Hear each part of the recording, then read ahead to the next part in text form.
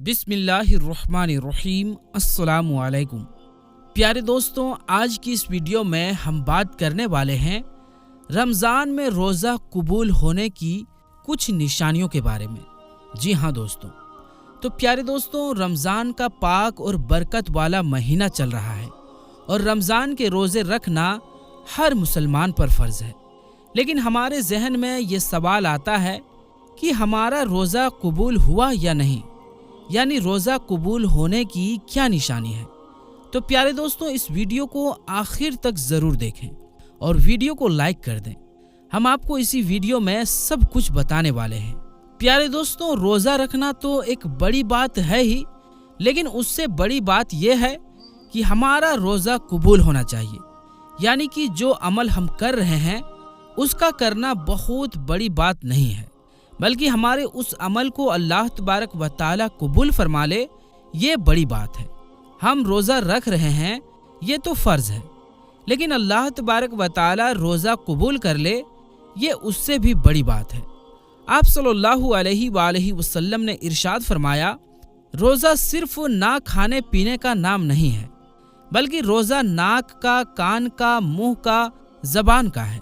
जैसे ज़बान से कोई गलत बात ना बोली जाए, कानों से गलत चीज़ को ना सुनी जाए, और अगर फिर भी वो गलत काम करता रहे, यानी रोज़ा रख कर भी वो गलत काम करता ही रहे और गलत काम से बाज ना आए, तो आप सल्लल्लाहु अलैहि वसल्लम ने इरशाद फरमाया, उसका रोज़ा नहीं है, बल्कि फाका है, यानी भूखा है। तो ऐसा रोज़ा तो अल्लाह तबारक व तआला कबूल ही नहीं करता है। चलिए प्यारे दोस्तों, जिस टॉपिक पर हमने वीडियो बनाया है उस टॉपिक की तरफ बढ़ते हैं। रोज़ा कबूल होने की 3 निशानियां हम आपको बताते हैं कि अगर आपका रोज़ा कबूल होगा तो कुछ ऐसी चीज़ें ज़ाहिर हो जाएगी जिसे आप ये समझ सकते हैं कि हमारे रोज़े को अल्लाह तबारक व तआला ने कबूल फरमा लिया है। प्यारे दोस्तों, जब कोई इंसान रोज़ा रखता है तो फिर वो बहुत सारे एहतियात करता है कि कहीं ऐसा ना हो कि हमारा रोज़ा मकरूह भी हो जाए। रोज़ा मकरूह होने से भी उसको डर लगता है, क्योंकि सबसे बड़ी बात तो उसने खाना पीना छोड़ दिया है। पान गुटखा खाने वाले ने उसे खाना छोड़ दिया, तो वो सोच रहा होता है कि अब ऐसा ना हो कि हमारी छोटी सी गलती की वजह से हमारा रोज़ा कहीं बर्बाद ना हो जाए। और ये सोचना भी चाहिए, क्योंकि इसका जो सवाब है, जो क़यामत के दिन जब लोग आएंगे अपने आमाल लेकर, कोई नमाज लेकर आ रहा है, कोई रोज़ा लेकर आ रहा है, कोई ज़कात लेकर आ रहा है, कोई हज लेकर आ रहा है, अल्लाह तबारक व तआला के जो फरिश्ते होंगे वो उनको अज्र यानी इनाम देना शुरू करेंगे। नमाजी को उसका इनाम मिल जाएगा, सदका देने वाले को उसका सिला मिल जाएगा, हज करने वाले को फरिश्ते उसका बदला और इनाम दे देंगे। फिर अब बारी आई रोज़ेदार की, तो फरिश्ते कहेंगे, मौला, ये रोज़ेदार है जिन्होंने तेरे लिए रोज़ा रखा था, भूखे प्यासे रहे थे, तो क्या इसको इसका अज्र दे दिया जाए?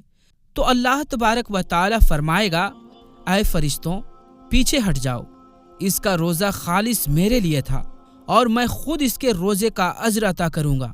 क्योंकि इंसान नमाज में दिखावा कर सकता है, सदका देने में दिखावा कर सकता है, लेकिन रोज़ा रखने में इंसान दिखावा नहीं कर सकता, क्योंकि वो तो खुद ही जान पाएगा। जैसे कहा जाता है कि कब्र का हाल मुर्दा ही जानता है, तो वो पूरा दिन चूंकि भूखा प्यासा है और ये करते हुए भी अपनी मेहनत मजदूरी कर रहा है, तो ये उसे ही पता है कि उसे कैसा महसूस हो रहा है, लेकिन वो फिर भी मुस्कुरा कर रहा है, खुश हो रहा है, फिर भी वो उसमें राजी है। तो अल्लाह तबारक व तआला क़यामत के दिन उसको अज्र अता करेगा। जब भी हमारी इबादत यानी हमारी नमाज कबूल होती है अल्लाह तबारक व तआला की बारगाह में, तो कौन सी निशानी नज़र आती है, यानी कैसे पता चलता है कि हमारी नमाज कबूल हुई। जैसे अगर आपने नमाज पढ़ी, मसलन आपने फ़जर की नमाज पढ़ी, फ़जर की नमाज पढ़ने के बाद आपने ज़ोहर की नमाज भी पढ़ ली, यानी आपको ज़ोहर पढ़ने की तौफीक मिल गई, तो इस बात की निशानी है कि आपकी फ़जर की नमाज को अल्लाह तबारक व तआला ने कबूल फरमा लिया। तो ऐसा क्यों कहा? क्योंकि आपके दरवाजे से ना जाने रोज़ाना कितने लोग गुजरते होंगे, तो क्या आप किसी को घर के अंदर बुलाते हैं? नहीं ना। यानी आप जिनसे मोहब्बत करते हैं, جو اپنے خاص ہیں ان کو ہی بلاتے ہیں۔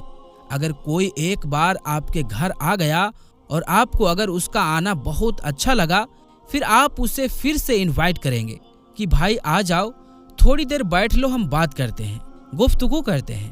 یعنی جب کسی انسان کا آپ کو کوئی کام اچھا لگتا ہے یا اس کا رویہ اچھا لگتا ہے تو آپ اسے بار بار اپنے پاس بٹھانا چاہتے ہو، اس سے باتیں کرنا چاہتے ہو۔ اسی طرح سے جب اللہ تبارک و تعالی کسی کی نماز کو قبول فرما لیتا ہے تو پھر اگلی نماز کی اس کو توفیق عطا کر دیتا ہے، وہ اگلی نماز بھی پڑھ لیتا ہے۔ جب اللہ اسے پڑھنے کی توفیق دیتا ہے تو یہ نشانی ہوتی ہے پچھلی نماز کو اللہ تعالیٰ نے قبول فرما لیا۔ اور اگر ہمیں نماز پڑھنے کا وقت نہیں مل رہا ہے تو ہم یہ نہیں سوچیں کہ ہمیں وقت نہیں ملا اسی لیے ہم نے نماز نہیں پڑھی، بلکہ یہ سوچا کریں کہ ہم کتنے بڑے گنہگار ہیں کہ اللہ تعالیٰ نے ہمیں اپنے سامنے کھڑا کرنا بھی پسند نہیں کیا۔ اسی طرح سے روزہ ہے، اگر ہم نے ایک روزہ رکھا اس کے بعد ہم نے اگلا روزہ بھی رکھ لیا تو یہ اس بات کی نشانی ہوگی کہ ہمارے پچھلے روزے کو اللہ تبارک و تعالیٰ نے قبول فرما لیا۔ لیکن اس کا مطلب یہ نہیں کہ آپ روزہ رکھ کر بھی غلط کام کر رہے ہیں، جھگڑا کر رہے ہیں، گالی گلوچ کر رہے ہیں، جو نہیں دیکھنا چاہیے وہ بھی دیکھ رہے ہیں، جو نہیں سننا چاہیے وہ بھی سن رہے ہیں۔ یعنی وہ سارے کام آپ کر رہے ہیں روزہ رکھ کر جن سے اللہ تعالیٰ نے روکا ہے، اور پھر آپ اپنی ہٹ کرمی میں روزہ رکھ رہے ہیں کہ ہمیں تو روزہ رکھنا ہے، ہمیں تو پیاس لگتی نہیں ہے۔ تو میرے دوست، اگر آپ کو پیاس لگتی نہیں ہے تو پھر آپ کا روزہ رکھنے کا کیا مطلب ہے؟ انسان کمزور ہے اور اللہ کو یہی ادا تو پسند ہے کہ دیکھو میرے بندے کو بھوک بھی نہیں لگ رہی ہے، پیاس لگ رہی ہے، لیکن پھر بھی وہ میرے لیے بھوکا ہے۔ انسان افطار کرنے کے لیے بیٹھتا ہے اور جیسے ہی اذان ہوتی ہے اور اذان ہونے سے پہلے اللہ فرشتوں سے فرماتا ہے کہ دیکھو میرے بندے کے سامنے کھانا رکھا ہے، پانی بھی رکھا ہے، دیکھو اسے کوئی انسان دیکھ بھی نہیں رہا، وہ تنہائی میں ہے، اکیلے میں ہے۔ اے فرشتوں، اسے بھی بھوک لگی ہے، کھانا بھی اس کے سامنے ہے، لیکن یہ کھانا کیوں نہیں کھا رہا ہے؟ تو فرشتے جواب میں کہتے ہیں کہ مولا، اس کو تیری محبت نے روک رکھا ہے۔ اللہ تعالیٰ اپنے فرشتوں سے فرماتا ہے کہ اس کے سامنے پانی رکھا ہے، یہ پانی کیوں نہیں پیتا؟ تو فرشتے فرماتے ہیں کہ اے مولا، اسے تیرے ڈر اور خوف نے روک رکھا ہے۔ اللہ تعالیٰ خوش ہوتا ہے اور ایسے روزے دار کو دیکھ کر جیسے ہی اذان ہوتی ہے تو انسان کھانا کھانا شروع کر دیتا ہے۔ تو اللہ تعالیٰ فرماتا ہے دیکھو میں نے اجازت دے دی تو کس طریقے سے کھانا کھا رہا ہے۔ یہ ادا اللہ تبارک و تعالیٰ کو بہت پسند ہوتی ہے۔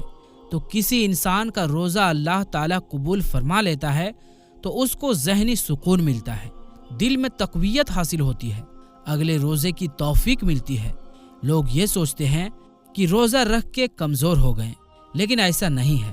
جب انسان کا روزہ اللہ تبارک و تعالیٰ اپنی بارگاہ میں قبول فرما لیتا ہے تو اس انسان کے اندر ایک اندرونی طاقت اس کو ملتی ہے۔ اگر اوپر سے وہ دکھ رہا ہوگا کمزور ہے، لیکن اندر سے اسے ایک طاقت اور قوت ملتی ہے، وہ بندہ خود محسوس کرنے لگتا ہے۔ یہ روزے کا کمال ہے، اسی لیے روزے کو ہرگز نہ چھوڑا کریں۔ آپ صلی اللہ علیہ وآلہ وسلم نے ارشاد فرمایا، جس نے ایک روزہ بغیر بیماری یا بغیر مجبوری کے چھوڑ دیا تو پھر ساری زندگی بھر بھی اگر وہ روزے رکھے تو اس کا پورا حق ادا نہیں ہو سکتا۔ آپ صلی اللہ علیہ وآلہ وسلم نے فرمایا کہ روزے دار قیامت کے دن عرش کے سائے کے نیچے کھاتا پیتا مسکراتا ہوگا، بے روزے دار حساب کتاب میں مبتلا ہوگا۔ تو پیارے دوستوں، ہم یہ امید کرتے ہیں کہ ہماری آج کی یہ ویڈیو آپ کو ضرور پسند آئی ہوگی، اور ہم یہ امید کرتے ہیں کہ آپ بھی پورے روزے رکھیں گے اور رکھ بھی رہے ہوں گے۔ تو دوستوں، اس ویڈیو کو اپنے دوستوں رشتہ داروں میں زیادہ سے زیادہ شیئر کریں، اور اگر آپ نے ابھی تک ہمارے یوٹیوب چینل عالمی جنکشن کو سبسکرائب نہیں کیا ہے تو چینل کو سبسکرائب بھی کر لیں۔ تو دوستوں، انشاءاللہ ملیں گے پھر کسی نئی ویڈیو کے ساتھ، تب تک کے لیے السلام علیکم، اللہ حافظ۔